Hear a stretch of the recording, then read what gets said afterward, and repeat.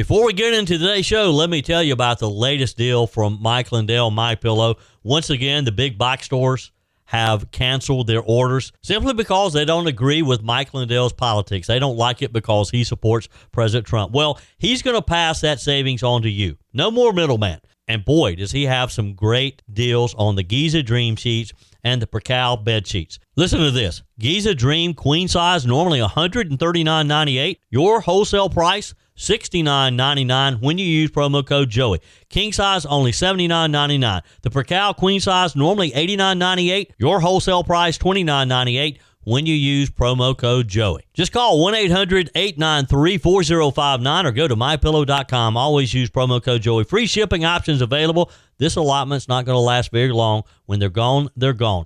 mypillow.com. Promo code Joey. Thanks for joining me in the PhD Weight Loss and Nutrition Studios. To lose weight for the last time, visit myphdweightloss.com. We're learning new details about the ICE agent who opened fire on a Minneapolis woman who tried to run him over with her vehicle. On Wednesday morning, it became tragic. This encounter led the officer to fire into the car, killing the driver. These new details reveal a lot about what was happening at the time. You're going to want to hear this because it frames it in a whole new light. Congresswoman Alexandria Ocasio-Cortez is accusing Fox's Jesse Waters of sexually harassing her in a confrontation with a Fox News producer. You're going to want to see this as well. The Lakeville, Minnesota Hampton Inn that refused rooms to ICE agents was stripped of its Hilton Hampton Inn branding, with photos being shared showing a crane removing the Hampton Inn branding from the site. We have an update for you in today's show. And Lieutenant Governor Pamela Abbott joins us for a preview of some of the legislative issues she will be monitoring when the General Assembly goes back into session. We got a lot to cover today. Let's get started. I told you we'd be back. And ye shall know the truth, and the truth shall make you free. It's Joey Hudson. I wanted to name it the Joey Hudson bill, but, they don't allow you to put names on bills. But I wanted to call it the Joey Hudson bill because I know that one's been near and dear to you for a number of years. That's how it's done. Let your voice be heard. And the truth shall set you free. Here's Joey Hudson. Hey, before you make up your mind about the Minneapolis ICE shooting, there's one fact you almost certainly haven't heard. The agent who pulled the trigger had already been dragged more than 100 yards by an illegal immigrant last year, nearly killed during a traffic stop. That changes everything because this story isn't just about what happened this week. It's about what politicians said, what they encouraged, how rhetoric turned a volatile moment into a deadly one. Stay with me because once you hear the full context, the headlines won't look the same.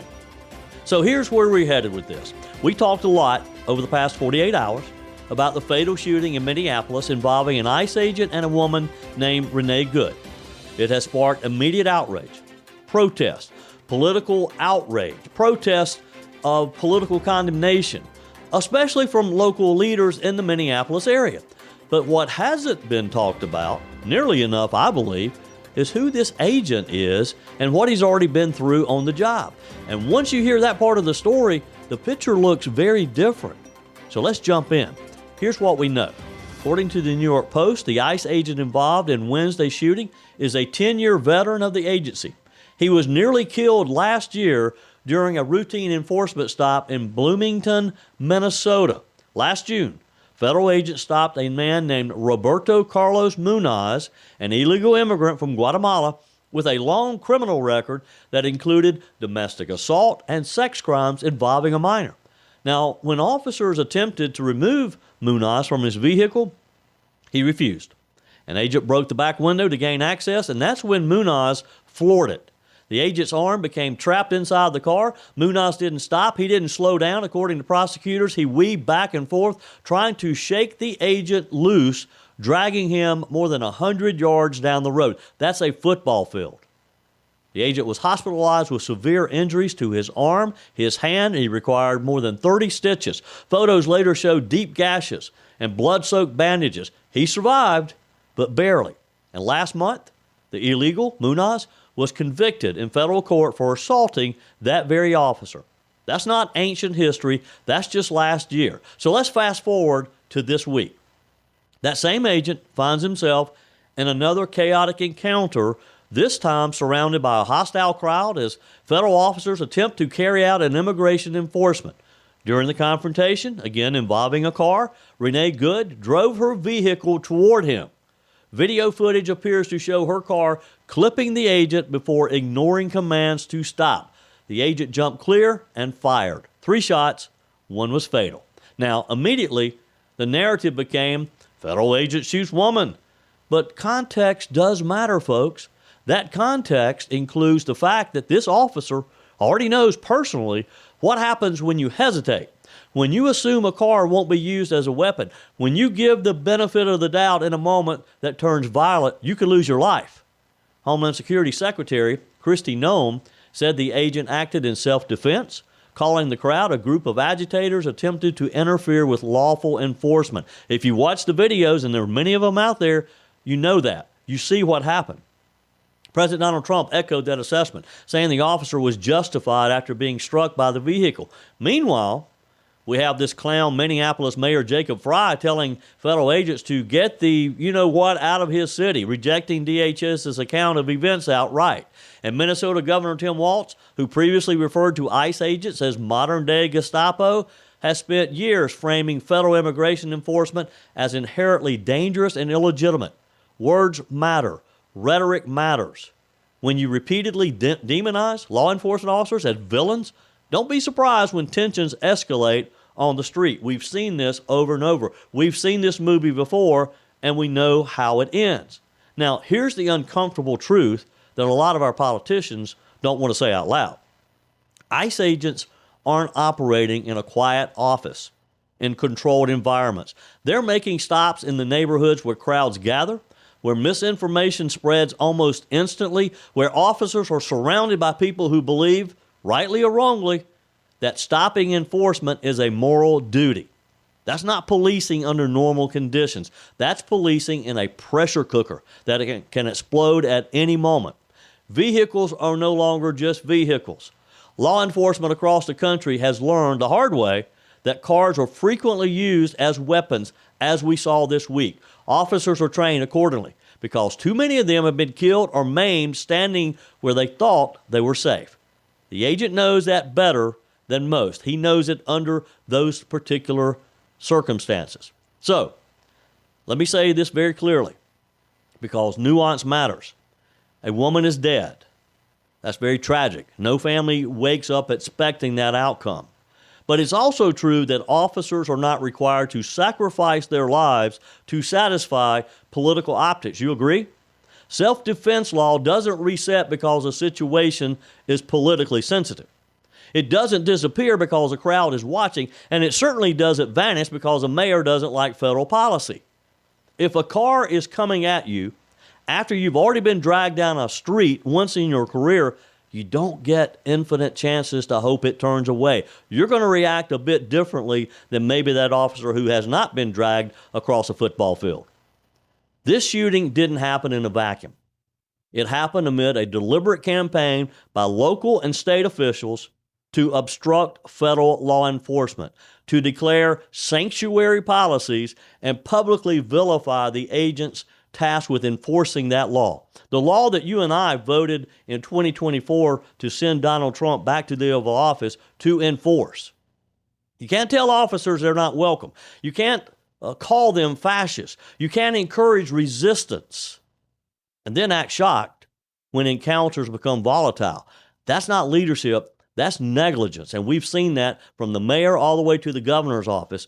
Tim Walz, when he says it's patriotic to get out and protest, he is encouraging that continued violence. This case will be investigated, as it should be.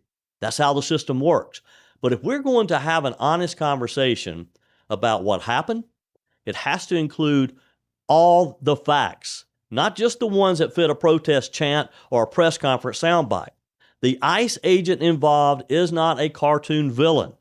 He's a federal officer who was nearly killed last year doing his job, put in that very same circumstances that he found himself in just this week. He was faced with another split-second decision this week. He chose to survive, to protect himself. You can debate immigration policy all day long. You can argue about enforcement priorities.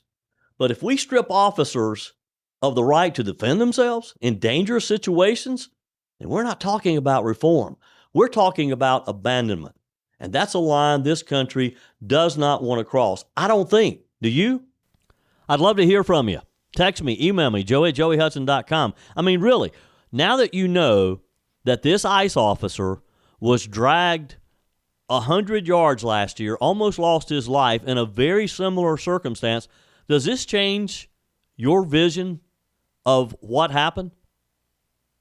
Because, again, he went into this situation on edge anyway when it involves a car. So rather than hesitate, when he thinks, I'm sure it flashed through his mind again that he was going to be dragged down the road, he acted faster. He fired his weapon to protect himself and other officers. Doesn't that change how this movie ends? It's not your fault that losing weight is getting harder and harder. You're eating better, you're moving more, but your body isn't responding the way it used to. That's not willpower, that's metabolism. And believe me, I've learned so much about the metabolism from the folks at PhD Weight Loss, and it's made a huge difference in my life. Joey Hudson here. For many people, years of dieting quietly slows the metabolic system down, so the harder you try, the less progress you see. At PhD Weight Loss, they help people identify what's actually blocking fat loss, and they fix the root cause, not just count calories. If you want to understand why your body isn't cooperating, call PhD Weight Loss now and mention Fix My Weight Loss to unlock the New Year's special. It's free, it's personalized, and it could explain everything. Call 864-644-1900 and say Fix My Weight Loss. That's 864-644-1900 and say Fix My Weight Loss to get started today. You can also find them online at myphdweightloss.com. That's myphdweightloss.com. Start the new year off right and fix your weight loss. Well, here we go again.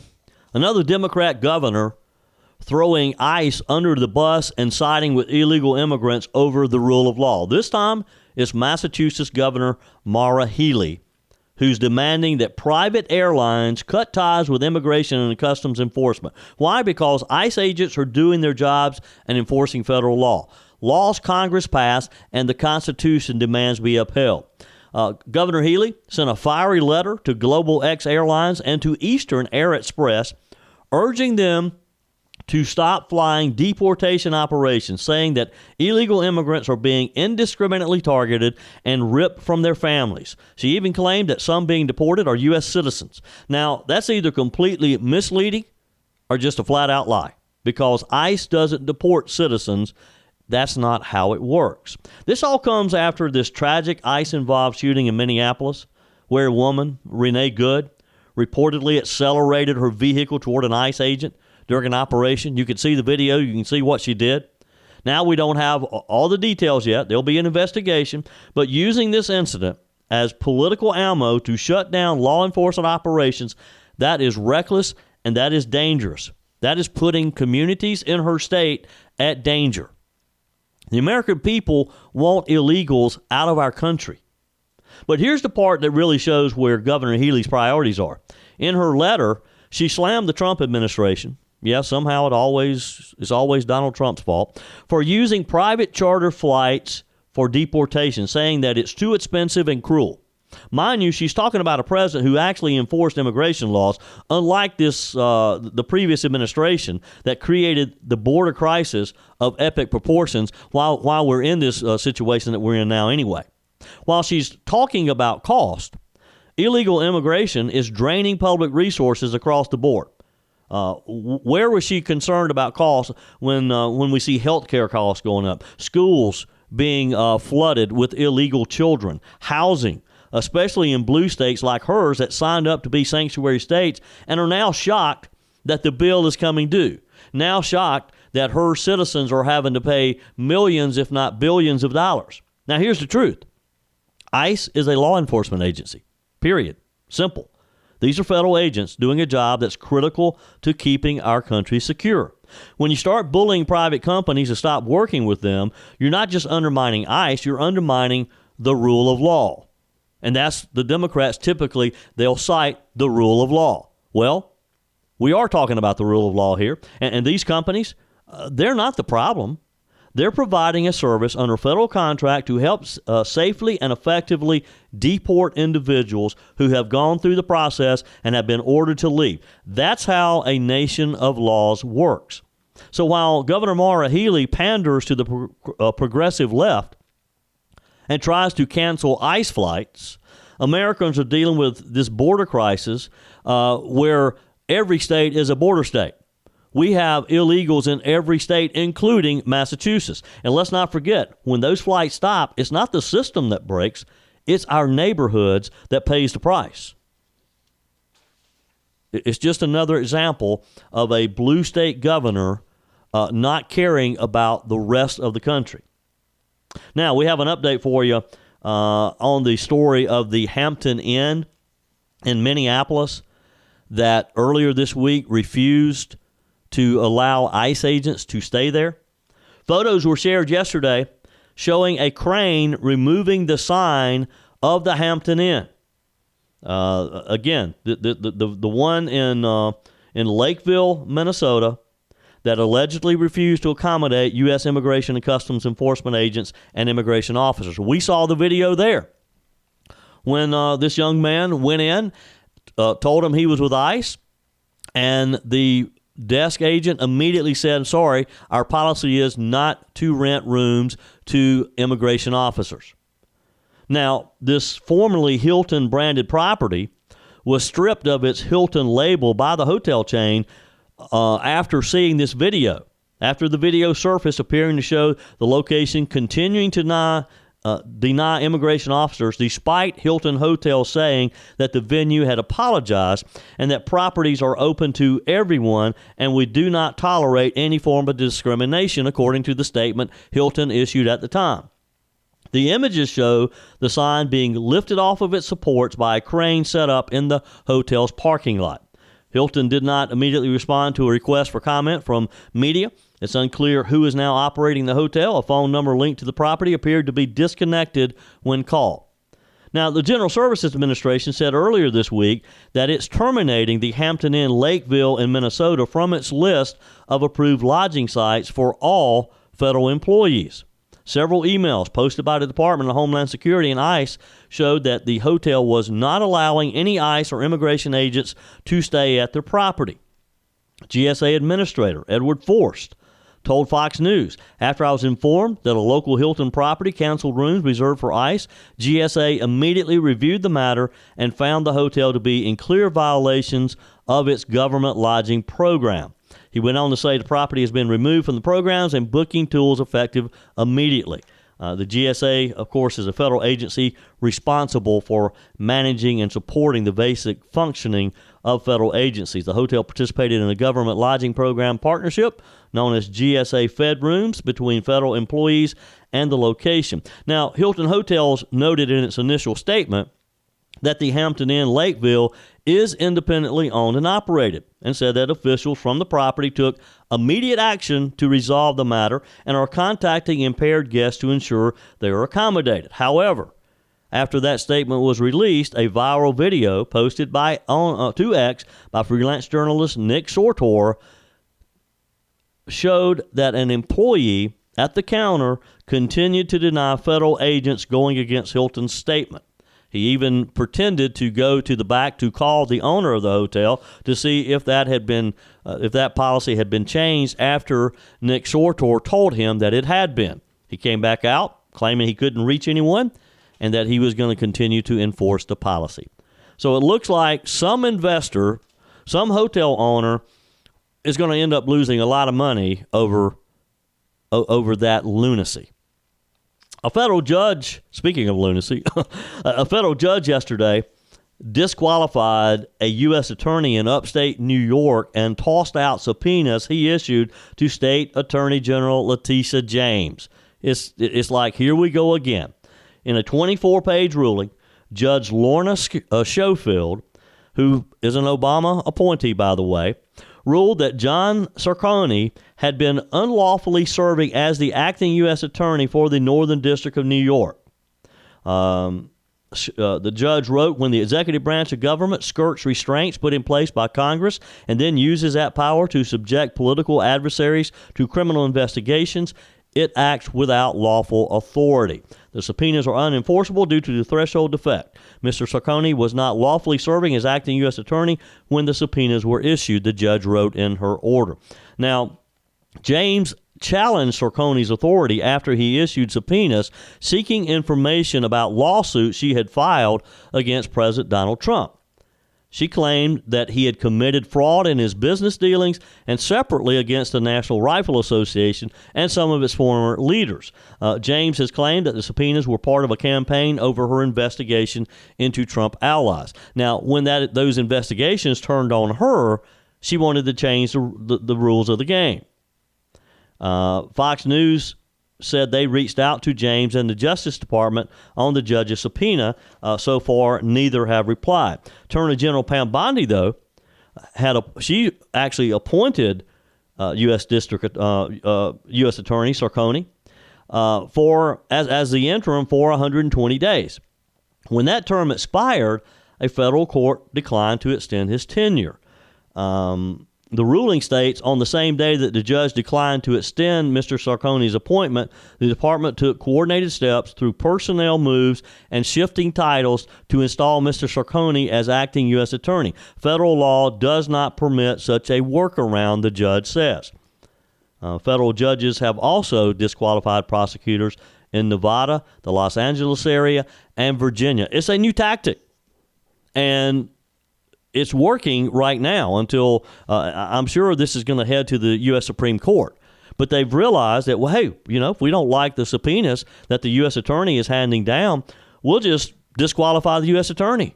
We'll claim that they weren't properly installed, appointed, and we'll render them virtually useless. Lindsay Halligan's dismissal as Virginia's top federal prosecutor resulted in the tossing of indictments against James and former FBI Director James Comey. Remember this a few weeks ago? This week, federal judge ordered Halligan to explain why she continues to call herself the U.S. Attorney for the Eastern District of Virginia, despite another judge in November determining that she was unlawfully appointed to the role.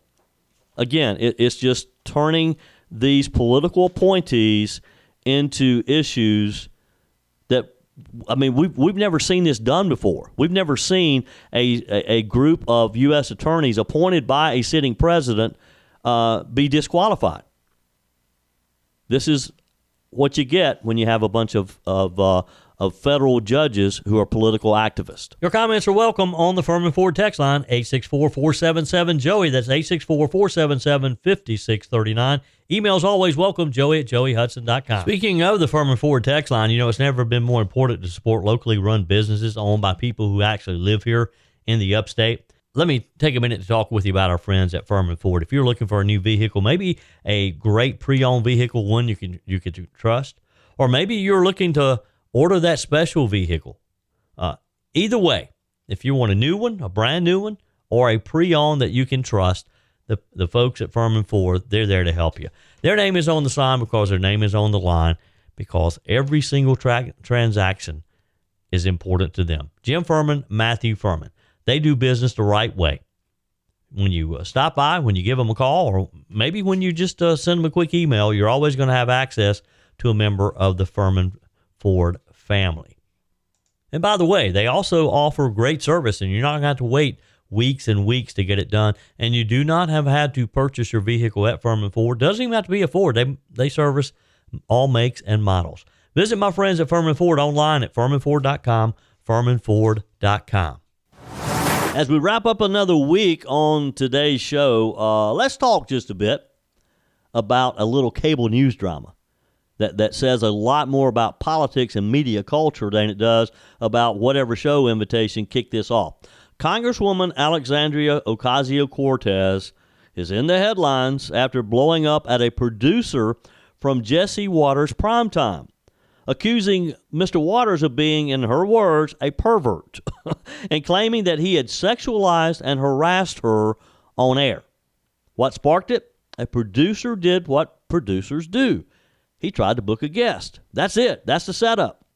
But instead of a polite, no thank you, this turned into a full-on confrontation caught on camera with AOC unloading on the producer and then storming off. He has sexualized me on his show. He has sexually harassed me on his show.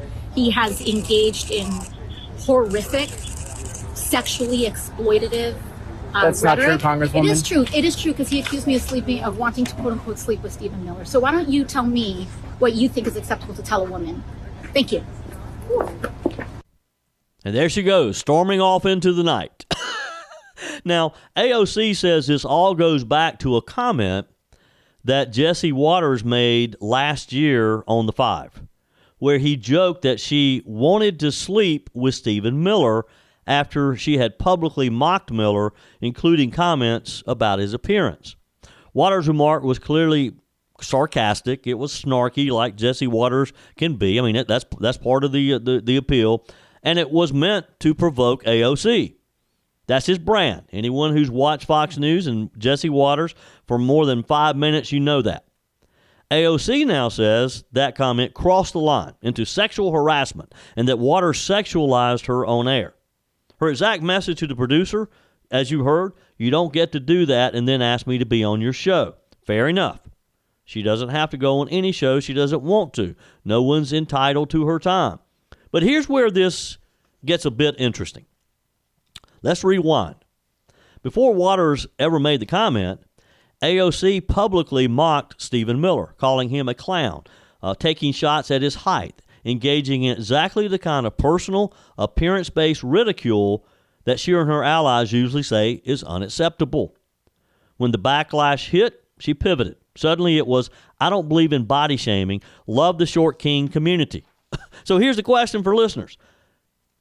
If mocking someone's appearance on social media is okay until it isn't, where exactly is that line? Because the same congresswoman who dished it out is now arguing that sarcastic commentary in response to these type of things constitutes horrific, sexually exploitive rhetoric, in her words. That's a stretch. I think most voters can see it. Am I off base here? Text me, email me, joe@joeyhudson.com.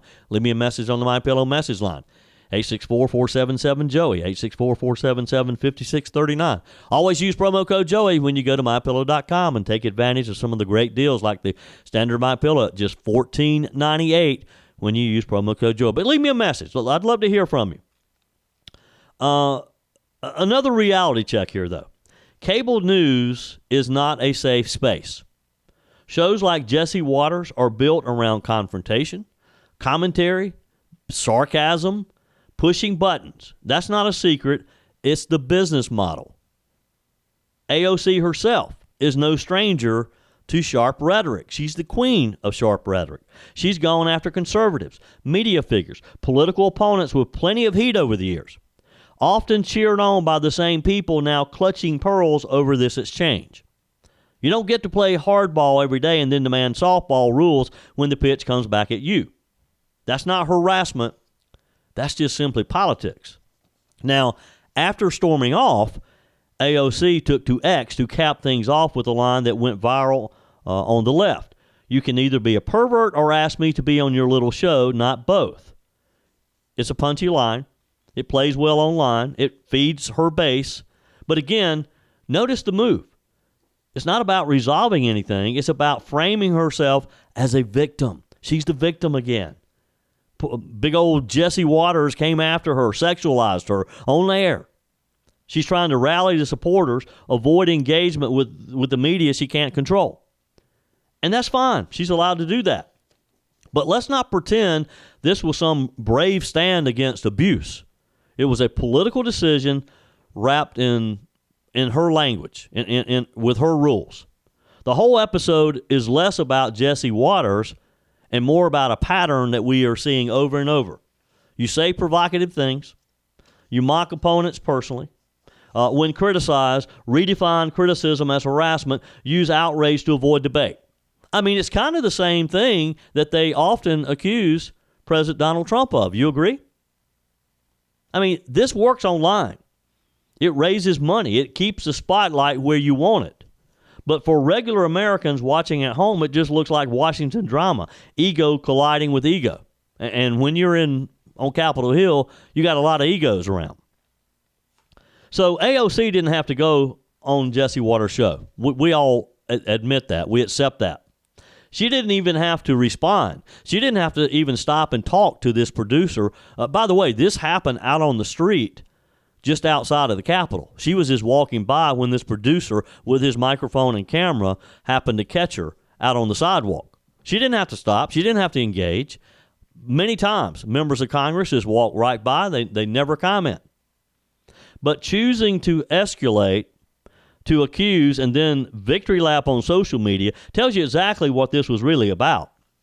AOC wants to control the narrative. This was all about AOC. And she likes to make up the rules as she goes. If the rules don't suit her, then she changes the rules to suit her.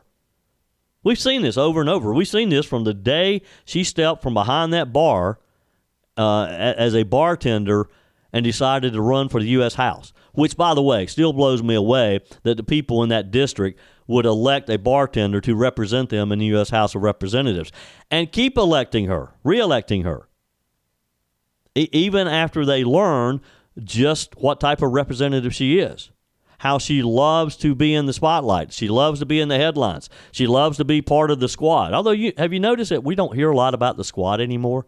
Has the squad kind of gone out of favor? Has that sort of become old hat? Because really, when was the last time you heard someone mention the squad? Now, you see some of them as individuals. You see Ilhan Omar, with all the stuff going on in Minnesota, she's been out front, but not as a member of the squad necessarily, just as a representative from that area of the country that has fraud in the billions of dollars while she's in office, just right there in front of her. Look, again, let's get back to the fact that cable news hosts provoke, politicians posture, and somewhere in the middle, voters roll their eyes and either watch or guess what? You can click and change the channel. You don't have to watch, right? I mean, that's my take. I'm curious. What do you think? Was this harassment? Is AOC right? Did Jesse Waters politically harass her? Or is this just politics as usual in the media age? Love to get your take. Text me, email me, joey@joeyhudson.com. On our guest line, Lieutenant Governor Pamela Evette. Welcome and Merry Christmas and Happy New Year. It seems like it's been forever since we've caught up. It has been forever, Joey, especially in the world we live in. You know, from day to day, it could seem like a million things happen, but Merry Christmas and Happy New Year to you and everybody listening. We're back at it. We've already, crossed the threshold of 2026, and man, the excitement didn't stop, did it? We had no time to kind of just take in the new year. I'll tell you, it's been a busy time for sure. Things turned deadly yesterday morning in Minneapolis, and I'm sure, like all of us, you probably have watched some of the various video being circulated. What's your initial thoughts? My initial thoughts are people have got to stop thinking that they can go into battle with our law enforcement officers. And, I watch these things unfold, and you're asking for a tragedy to happen. I was watching a video from yesterday where, a young gentleman was, jumping in front of one of the ICE vehicles, pushing on it like he could stop it, right? Yeah. I mean, it's like you're not Superman. You're not the Incredible Hulk. And, it's icy, it's snowy. Who jumps in front of a vehicle, of any vehicle, thinking that, danger's not going to happen? I don't know the mentality of these rioters, where they are like literally putting their own lives and the lives of our law enforcement officers at risk for bad behavior. You're not going to stop what their mission, their job is. They're doing their job. Like, stand back. They're pushing on police. They're throwing stuff in front of them. It's always a tragedy when somebody loses their lives.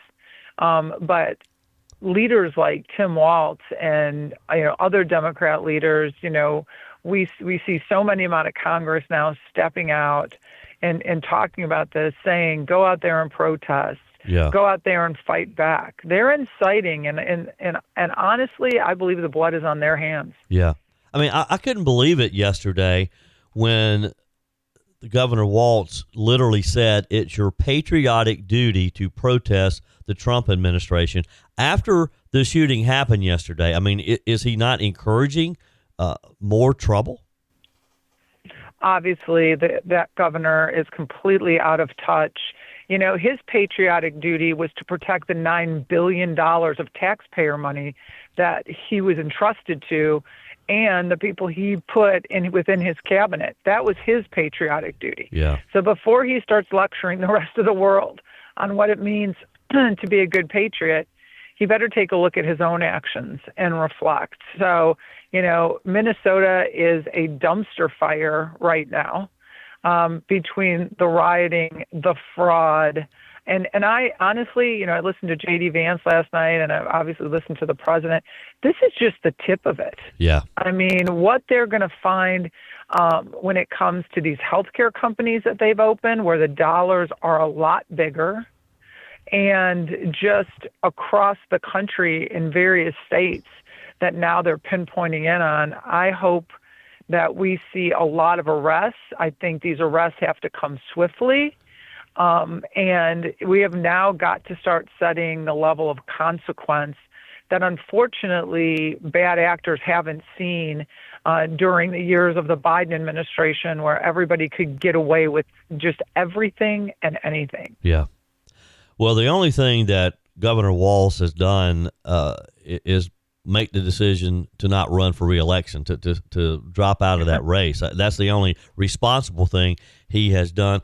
Let's talk for a minute about the fraud. I mean, it's just crazy what we're seeing here. And for a young 23-year-old to uncover this. I mean, so from your standpoint, having been in the executive level of South Carolina government as lieutenant governor, and with me today, Lieutenant Governor Pamela Evette, what can be done at the state level to prevent these types of things from happening? So, you know, it's oversight. Anytime the government is giving somebody money, I'm sure every single one of your listeners want to make sure that there's some kind of follow-up. And, you know, we heard that in Minnesota. I listened to somebody that owned a daycare center that was just appalled because she said, I have people from the state walking in here all the time, looking at my records, looking at the conditions of the center. You know, they come unannounced most times. You know, that's why when everybody says, well, do you think this is just something that fell through the cracks, or were people just turning a blind eye? You know, here in South Carolina, we do have a lot of oversight. You know, we have an amazing program called First Steps. And, you know, First Steps has an overseeing body that looks and marks. And I can proudly tell people that I have gone and read at First Steps centers all over the state, and they have been filled with children, as they should have been. And I think this is just something for the public too. You know, it was amazing when Nick Shirley was going around looking at these centers. He was talking to people that lived in the area. Yeah. Yeah. And saying, hey, have you ever seen, like, I guess that's a good lesson for all of us. If you see a sign pop up somewhere for anything and you never see any activity, maybe it's a good thing to call in to one of the agencies and say, hey, you know, is this really happening? And, you know, it's kind of like after 9/11. If you see something, say something. And we ended up, you know, stopping a whole lot of terrorist activity. Maybe that's just in general. And, you know, I think back about being young a little, really. You couldn't do anything. I don't know about you, Joey, but if you did something bad down the block, by the time you got home, you were in trouble. Yep. Because everybody talked to each other, and you knew your neighbors, and you knew what was going on. And we have to get back to that time where neighbors are watching out for each other, that we're in it together. And we're not, it's not that I'm trying to tattle on your child. It's not like I'm just trying to tell you what I see. And if we all take a step back and I'm starting to sound like my mom, Joey, you know, the good old days, where we all helped each other out, and wasn't personal. It's because we all realized that when all of our kids did the right thing, it was good for all of us. When our neighborhoods were safe, that was good for all of us. When we were talking and communicating and working together, that's when we're strong, is when we're united. Yeah. Well, it's just what a way to start 2026. And I mean, there's so many things. We could spend hours just talking about what is happening in Minnesota and particularly around Minneapolis. I mean, in addition to what Nick Saylor's uncovered, I mean, you had the Hilton Hotel fiasco. I mean, you would think that people would be a little more sensitive to this kind of thing now, but the guy walks in and asks, well, I need 10 rooms, and he's pulling up on his phone where they had more than 10 rooms available, and the guy says, no, we don't rent rooms to ICE. And I mean, just crazy stuff like that, things that you'd never think would happen in today's time. Well, again, I think it's because there's never been consequences, and we've seen this on all different levels. Consequences are, as a parent, what we do with our kids. We've seen career criminals just walking in and out because they're, especially in blue states, where, crime just didn't matter. It was a revolving door. And when you feel like you can do anything and get away with anything, people tend to do that, right? Yeah. Human nature, they're pushing the limits. And that's something we have to stop. And I commend President Trump. He has said from the beginning that he would root out waste, fraud, and abuse. And I stand behind that 100%. Joey, it's no secret to any of your listeners, I'm running for governor. It's a big part of my platform. We have to make sure that when citizens entrust us with their money, that we're doing everything we can to make sure it's going for exactly what they're saying it's going for, and we're using it in the most efficient and effective way. Yeah. Well, it's crazy and doesn't look like it's going to get any better anytime soon. Let's talk about some South Carolina issues. Of course, the legislature back in session next week. What are some of the key issues you're going to be watching? So, I think, we're going to have to continue to work on energy. We need to make sure that we are poised for the future, that we are keeping it affordable and reliable.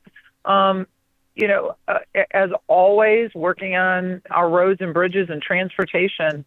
You saw that the governor put out a statement in our executive budget. He'll be asking for $1.1 billion. And that's something, as a business person, I have tried to convey in my role as lieutenant governor, is that time is money. And, this is, I think, the one thing that business people get really frustrated with when they're dealing with bureaucrats, is that if you are dealing with people who have always been in the government and they've never been here on the private sector, where that old adage, time is money, is reality for you, then you just don't understand it. And, I couldn't have been more proud of the governor, because that is something I've been saying anytime I try to help businesses out within our cabinets when they have issues. Is like, come on, everybody, let's realize that time is money. And the private sector doesn't have an ever-ending book. Yeah. So that is the whole theory behind really pumping money, and let's get everybody working on these roads. Roads are always going to be an issue. I try to tell people, a little tongue-in-cheek, it's like painting your house, right? You paint the first room, and it looks great. And by the time you paint all the other rooms in the outside, you get back to the first room, it's time to paint it again. Yep. So roads it's a never-ending project. Like keeping up with your home. But, we have got to stop congestion. We've got to make sure our bridges are safe. And, you'll see a big level of commitment on that. I hope to see the fact that we get universal school choice finally done with, so parents can definitely guide the educational outcomes of their children. I think that's something you're going to see heavy. And we ended the year in tort reform. Yeah. And, the president of the Senate, Thomas Alexander, Merle Smith, the Speaker of the House, the governor, and I, we all sat there and said, listen, we started something that people never thought would ever get addressed in the General Assembly, and it did. And all of us vowed that it would not end there. Yeah. That we would see that this last, that we would continue to move the ball down the pike. We want to make sure that we are keeping South Carolinians safe if they are injured by no fault of their own. But we also want to make sure that we aren't hurting our businesses in the process. So, there is a balance. We got to be able to walk and chew gum at the same time. So I think you'll be seeing some of that happen this year also. So, Speaker Smith was at First Monday. I went and saw him. He was very optimistic. And I liked his message that there are a lot of positive things going on that will continue in the General Assembly, and that he was really happy to be able to work with the governor, and that we have made an environment where South Carolina could continue to grow and we could all work together to make sure that the people of South Carolina were happy. Yeah. Lieutenant Governor Pamela Abbott is our guest today. Let's just pause on tort reform, because that is an issue that we talked about a lot last year. And there was some progress there, but, business owners, bar and tavern, restaurant owners say that there's more work to be done. Are there any specifics on what you'd like to see happen there? So we have to figure out a way to get more insurance companies back into our market, because, I can remember when I was on the private sector side, we went through a period of time where workers' comp agencies were, insurance companies were kind of moving out of the state. And I can remember them telling me, hey, you can grow in all the other states you're in, but you can't take on any more new premium here. And that's hard when you're a business owner and you're trying to grow, because that's the name of the game. So, there was some changes made then to where, insurance companies wanted to come back into the market. And let's face it, they stabilize. The more carriers you have, the more rates will stabilize or go down, because our competition is good. So, but we need to get the insurance companies to the table, and they need to tell us what it exactly is within reason that they want to continue to stabilize rates here, to make it an environment that they're willing to play in. But, everybody likes to just villainize the attorneys. You can't just villainize them.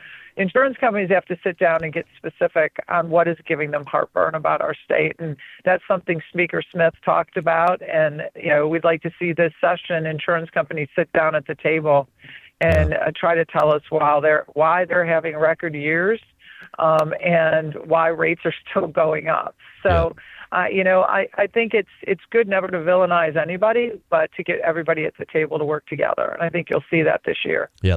Lieutenant Governor Pamela Abbott, one more final question for you. I was speaking with Drew McKissick the other day, chairman of the South Carolina Republican Party. One of the items on his list, top of his list, is closing the primaries. And we've talked about this for a lot. Drew said something pretty interesting the other day when he said that if the legislature does not pass this year, that the party the executive committee recently passed a resolution. The party is ready to move forward with filing suit against the state. Do you think primaries that we'll get some action on this legislation this session? Joey, I would hope so. I mean, what I tell people all the time is we got to get out and vote, right? Let's close our primaries. But the president really keyed in on this in his last election, is we have to make it too big to rig. Yeah. And he kept saying that over and over again. And by making it too big to rig, it means everybody needs to get out and vote. Get educated on who the people are that are running, because you got to have the resume to do the job. And so take a little time, because you're going to get exactly what you vote for. And we've seen that. You see that in blue states. I mean, we talked about it at the beginning of this segment with, corruption and, incompetence. And, we look at who you're electing, make sure that they have the ability to do the job and to do it well, and then get out there and vote, get involved. 13% is not acceptable. And at 13%, we can close our primaries. We can go to paper ballots. I'm willing to do whatever gives people motivated to actually get up off their couches, schedule it in, and get out and vote. June 9th is the primary.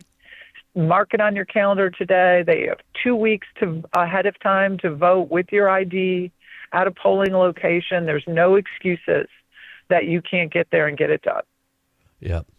All good stuff. And yes, it is going to be a busy year, and we'll be right in there in the middle of it the whole time. Lieutenant Governor Pamela Abbott, always good to talk with you. Take care, Joey. Always great to talk to you. I missed you guys. And again, Happy New Year. 2026 is going to be a great year.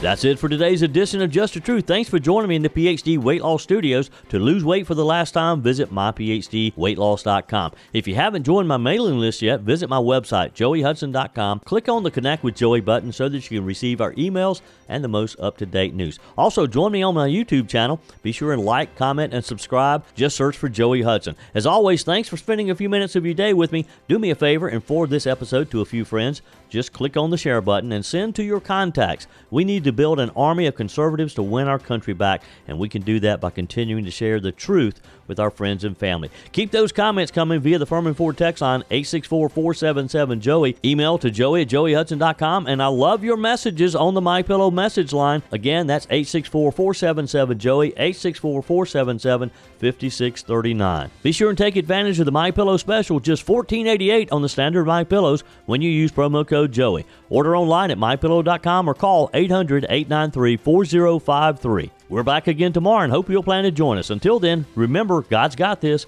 He's still in control.